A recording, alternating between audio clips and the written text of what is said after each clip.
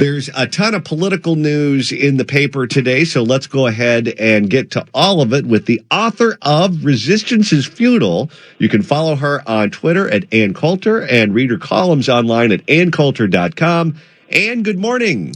Good morning. I want to start by saying I totally agree with Steve. I so want a Yankees-Dodgers World Series. You know, that's the first time we've agreed ever, Ann. And I bet the advertisers do, too. Oh, yeah. Yes. You're absolutely right, because it brings up all kinds of, not just geographical, but social, cultural, all those things, and big population centers. Yes. Yes, and the entire country, or the middle part of the country, can root against both teams. You're right. You're absolutely right. So people will really watch. Well, let's go ahead and shift gears here and get to politics, because Bernie Sanders, the senator from Vermont, was campaigning in Las Vegas yesterday, and he came close to rolling a 7 while he was there. He had a heart problem, went to the hospital. I guess he had a stent put in, and he's going to be on the shelf for the immediate future.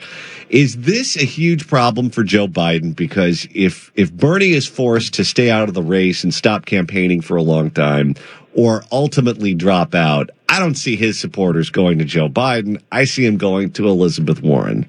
That's a good point, John Phillips.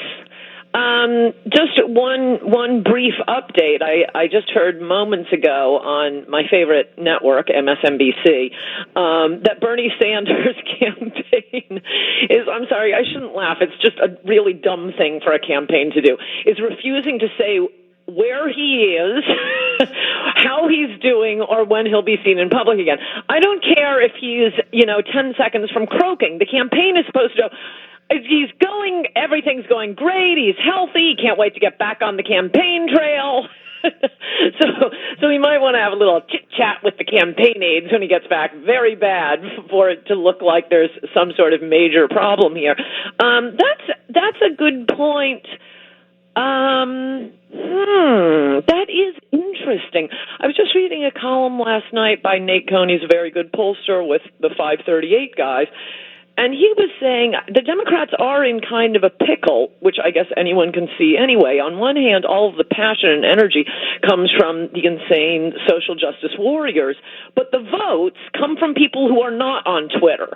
As Nate Cohn said, a lot of African Americans, which are a big part of the base, and they are moderate Democrats. They don't like this crazy stuff. They don't like the Medicare for all.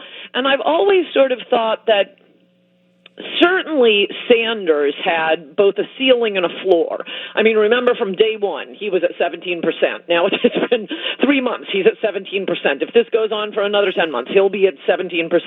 Would all of them go straight to Warren? It's hard to believe that maybe she'd get up to 40%, but who knows? I don't understand the Democrats. I just realized you're talking to absolutely the wrong person about this. Well, listen, you know, and it's a cliche. If you're a Republican, you run to the right in the primaries and you run to the center in the general election. And if you're a Democrat, you run to the left in the primaries and then you run to the center. Can someone like Bernie or Elizabeth actually moderate what they do and run toward the center, or will all their followers be disappointed and leave them? Well, I'm really glad you raised that, because it's 100% true with the Democrats.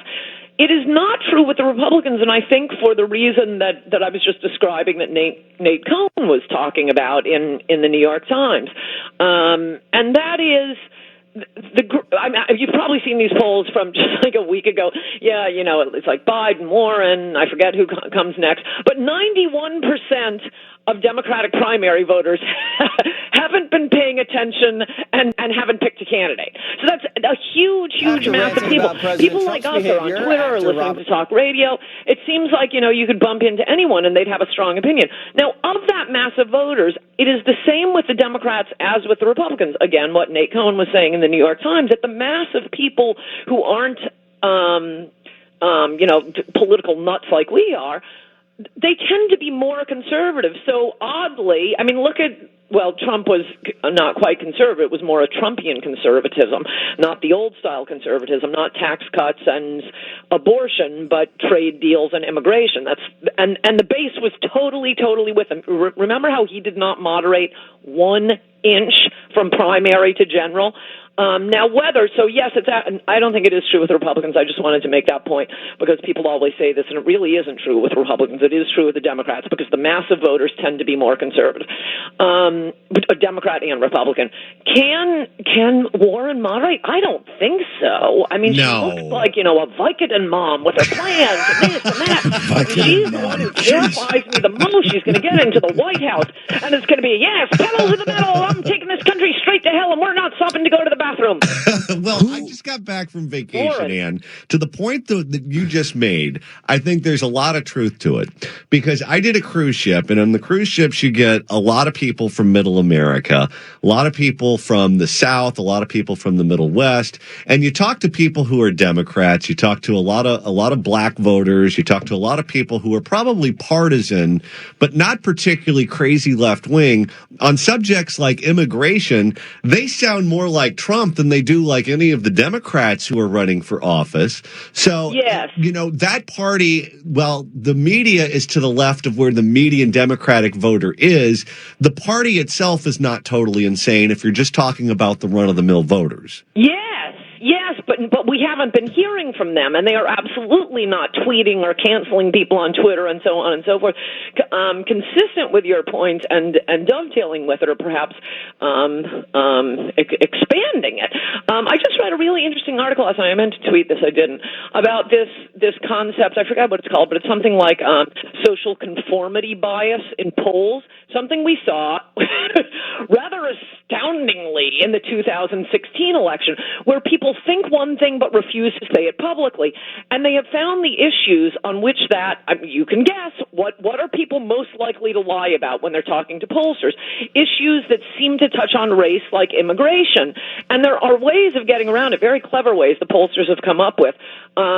Interestingly, it tends to be the liberals and the Democrats who lie the most in polls about what they think about immigration. Well, the original version of all of that was, and I know you're aware of this, it was called the Bradley effect. When Tom Bradley, the mayor of Los Angeles, ran for governor, the polls indicated that he would win because they think afterwards people didn't want to say they didn't want to vote for the African American, so they lied to the pollsters.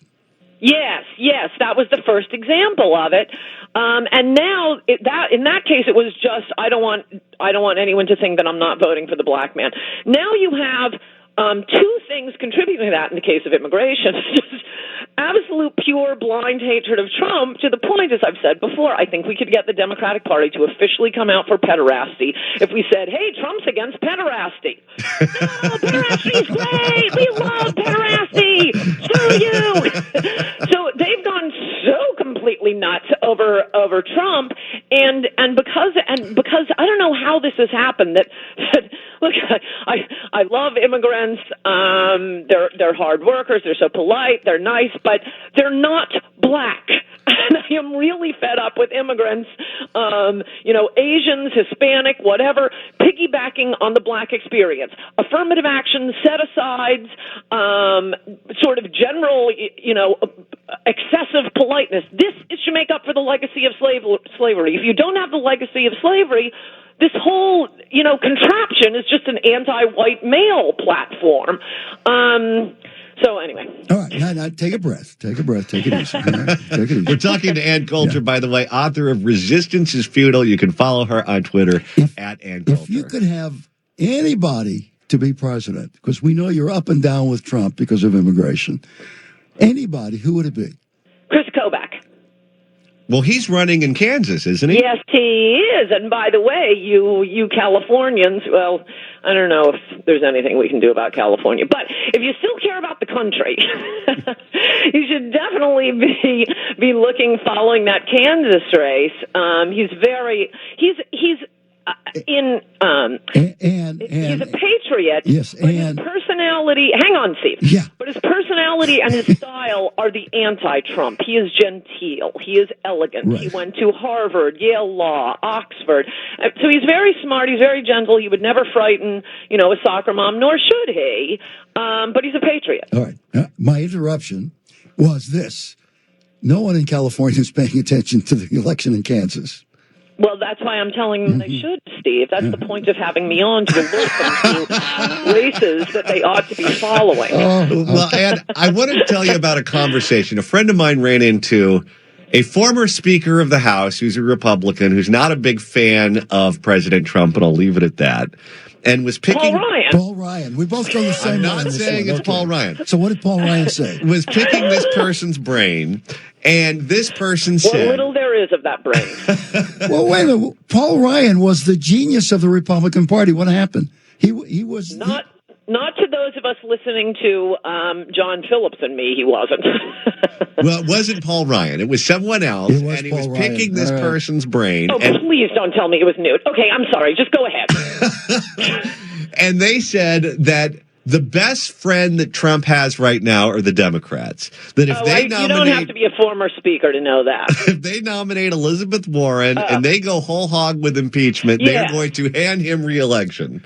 Well, I think I wouldn't say, I'm not that confident in saying handing him re-election, but of the scenarios where Trump wins re-election, one of them is people always go to historical analogies because it's happened in the past, something like that could happen again.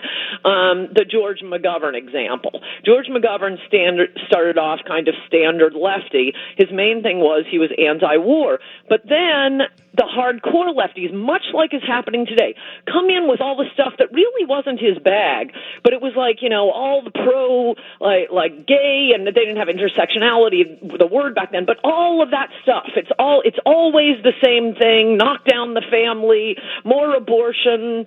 That's why it was ridiculed. What was it? You'll remember, Steve. It was acid, amnesty, and abortion. That's what they called the George McGovern campaign. And whoa, was that a wipeout? So I agree with that. I also think the Democrats are doing everything they can to help Trump's reelection with this impeachment nonsense. All right, let's put you on another spot here, Ann, okay? Let's say that only the Democrats matter. We're going to change the world here. It's only the candidates. Right, only like California. Okay, well, California. Which one would you, Ann Coulter, if you had to back one of them, which one would it be? Oh, Biden, absolutely Biden. Because? Well, I worked for the Senate Judiciary Committee, and I went in not particularly caring for Joe Biden, but we all noticed this. He is kind of a regular guy Democrat. I know Republicans, my party makes fun of him for this. But, for example, another blast from the past. Remember when Bill Clinton couldn't find an attorney general because Hillary kept picking these feminist ladies who had illegal immigrant nannies and they weren't paying Social Security on them? Sure. And Hillary's position was, and basically the position of everyone at the Clinton White House was, what? Everyone has illegal alien nannies. And Joe Biden had to go to the White House and explain to the Clinton White House, no, this is kind of a Yale Law graduate thing. Not everyone in America has a nanny. Some people make their own beds. Now, and sit down, some people take care of their own kids. So he's always had that role in the Democratic Party. I also think he is very... I think he has, if I were a Democrat, I think he has the best chance because the way he gets away with things, it isn't the usual double standard from the media. It's that he actually is a nice guy. He seems very avuncular. So even when he says something boneheaded, it's a little like Trump that way. They would never admit it, but there's something there's not a mean bone in either of their bodies, and normal people can see that. Ann Coulter for Joe Biden. You heard it here, folks. All right, Ann. Ann, I don't know if you heard this, but there's a Breaking Bad movie that's coming out on Netflix. It's supposed to be out, I think, in the next month Friday. or so. Next Friday. And it's coming back. Can I clarify something now? I just got a message from my wife who said, because she knows that I know the Dodger game is tonight, and she said to me, no more Benadryl, Steve. and that's it. Okay. Hey, Ann, thank you so much. Good to talk to you. Bye-bye. All right, everyone, go read Ann's column right now, AnnCoulter.com. You can follow her on Twitter at Ann Coulter. And, of course, get her book, Resistance is Futile, at Amazon.com.